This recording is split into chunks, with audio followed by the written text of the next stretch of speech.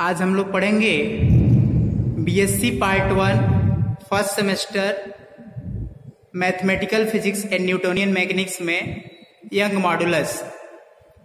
Young modulus क्या है कि when equal and opposite force act on a body along one directions only the change in length per unit length along that directions is called the longitudinal strain। अरे कि जब equal और opposite force लगता है किसी भी body पे किसी एक डायरेक्शंस में, तो उसका जो लेंथ होता है per unit length along change हो जाता है उस डायरेक्शन में, तो उसको क्या कहते हैं? लॉन्गिट्यूडनल स्ट्रेन कहते हैं। The force acting per unit area of cross section is called longitudinal stress.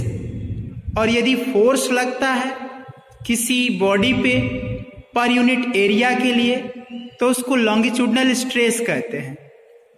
कहा कि within limit of Hooke's law. Hooke's law क्या कहता है कि stress is directly proportional to strain, so the ratio of longitudinal stress to longitudinal strain is called Young modulus of material of body।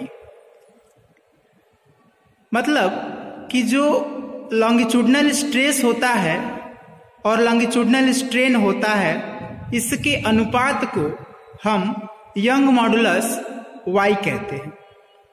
Late मान लीजिए L क्या है? Length है, और स्मॉल ए क्या है? एरिया ऑफ क्रॉस सेक्शन है किसी वायर का, और एफ क्या है? फोर्स लग रहा है अलोंग इट्स लेंथ, उसके लंबाई में। तो लॉन्गिट्यूडनल स्ट्रेन क्या होता है? स्ट्रेस क्या होता है? Force upon area. Longitudinal strain क्या होता है? Del L upon L. So Young modulus Y क्या होगा?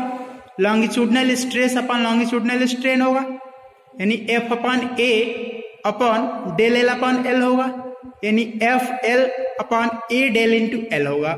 करें कि जैसे ही किसी वायर की लंबाई बढ़ेगी, कितना बढ़ेगी? तो डेल एल बढ़ेगी। मान लीजिए suspended on a wire, a steel wire suspended on its mass M, जब एक्सटर्नल फोर्स लगाएंगे तो डेल एल क्या होगा? बढ़ जाएगा। बढ़ेगा तो क्या होगा? इक्वल एंड अपोजिट फोर्स लगेगा। और ये किसी मटेरियल के वायर के लिए यंग मॉडुलस क्या होगा?